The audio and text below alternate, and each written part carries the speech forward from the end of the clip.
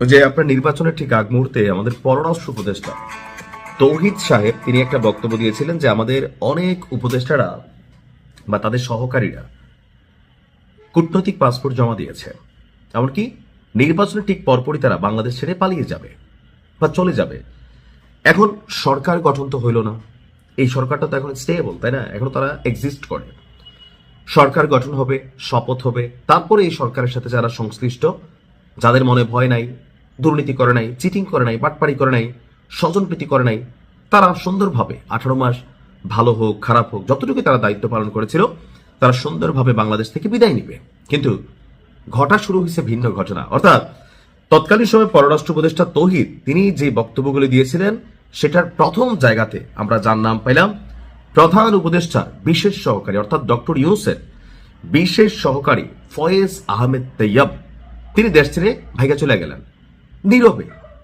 ডাক, টেলিযোগাযোগ এবং তথ্য প্রযুক্তি মন্ত্রণালয়ের দায়িত্বপ্রাপ্ত অন্তর্বর্তীকালীন সরকারের প্রধান উপদেষ্টার বিশেষ সহকারী, খুবই গুরুত্বপূর্ণ বেশ কিছু সেক্টর তিনি আসলে হোল্ড করেছিলেন। এখন সূত্র বলছে সকাল 10টার দিকে, আজকে শনিবার সকাল 10টার দিকে জার্মানির উদ্দেশ্যে ঢাকা ত্যাগ করে ফেলেছেন। আপনার বিমানবন্দর সূত্র থেকে জানা গেছে তিনি এমিরেট এয়ারলাইন্সের ফ্লাইট EK583 এই বিমানযোগে হযরত শাহজালাল বিমানবন্দর থেকে আপনার রওনা হয়েছেন। তার সফরের উদ্দেশ্য আনুষ্ঠানিকভাবে প্রকাশ করা হয়নি, জানিয়ে মানুষের মধ্যে সন্দেহ তৈরি হয়েছে প্রধান উপদেষ্টার বিশেষ সহকারী কেন নীরবে দেশ ছেড়ে চলে গেলেন, কেন এটার কাজ সম্পর্কে কোনো ব্যাখ্যা বা তথ্য আমাদের কাছে আসলো না। দর্শক, ফয়েজ আহমেদ নেদারল্যান্ডসের নাগরিক এবং বর্তমানে তিনি নেদারল্যান্ডসের প্রতিষ্ঠান ভোডাফোন জিঙ্গুতে সিনিয়র সফটওয়্যার সলিউশন আর্কিটেক্ট হিসাবে কর্মরত রয়েছেন।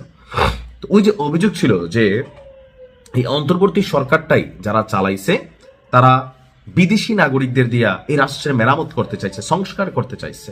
অধ্যাপক আলী রেস থেকে শুরু করে ভাই যারা বিদেশে থাকে, দেশেই থাকে না, এই দেশের সংস্কার করতে গেলে তারা আসলে কি করবে? ধরেন বাংলাদেশের সরকারি প্রাথমিক বিদ্যালয়গুলোতে উদাহরণ দিলে বুঝবেন, দেখবেন যে এখানে শিক্ষকদের সন্তানরা স্কুলে পড়ে না, ম্যানেজমেন্ট কমিটি যেটা থাকে তাদের বাচ্চারা এই স্কুলে পড়ে না, অ্যাজ এ রেজাল্ট স্কুলের পড়া ভালো না, বাথরুমগুলোতে যাওয়া যায় না, পরিবেশ খুবই নোংরা।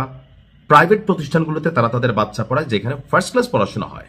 অর্থাৎ আমি নিজে যেই কাজটাতে সুবিধা ভুগি না বা আমার পরিবার সুবিধা ভুগি না, সেই কাজে আমার ইমানদারি থাকবে শতভাগ, এটা আশা করো বোকামি। তো আমরা 2025 সালে আমরা যখন দেখলাম যে নাহিদ ইসলাম এই তথ্য প্রযুক্তি মন্ত্রণালয় থেকে পদত্যাগ করলেন, এরপর মন্ত্রণালয় খালি থাকায় 5ই মার্চ ফয়েজ আহমেদকে প্রতিমন্ত্রী পদমর্যাদায় প্রধান উপদেষ্টার বিশেষ সহকারী হিসাবে নিয়োগ দেওয়া হয়। তো তিনি আকস্মিক দেশ ত্যাগ করার পরেই মানুষের মধ্যে সন্দেহ হয়েছে যে ধান্দাটা আসলে কি করছে। দেখেন তিনি হয়তো কোনো দুর্নীতি করেন নাই, কিন্তু এভাবে ইলেকশনের একদিন পরে দেশ ছেড়ে তিনি পালাই গেলেন। কোথায় গেলেন, কেন গেলেন, কোনো তথ্য নাই রাষ্ট্রের কাছে।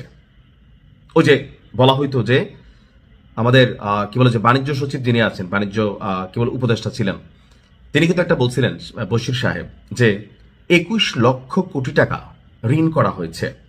এই টোটাল টাকা কি রাষ্ট্রের কল্যাণে গেছে নাকি আসলে এরকম কোন উপদেষ্টাদের পকেটে আছে যে ডরে ভয়ে আগের থেকে লাল পাসপোর্ট জমা দিয়া ওই কূটনৈতিক পাসপোর্ট ফালাইয়া দেশি পাসপোর্ট দিয়ে দেশ ত্যাগের পরিকল্পনা ছিল? এটাই আসলে প্রমাণিত হইল। এখন আমার মনে হয় ফয়েজ সাহেব যিনি আছেন তার বিরুদ্ধে অভিযোগ যেহেতু আসছে, এটার তিনি উত্তর দিবেন, তাহলে আমরা বিষয়টা ক্লিয়ার হতে পারবো। আসসালামু আলাইকুম।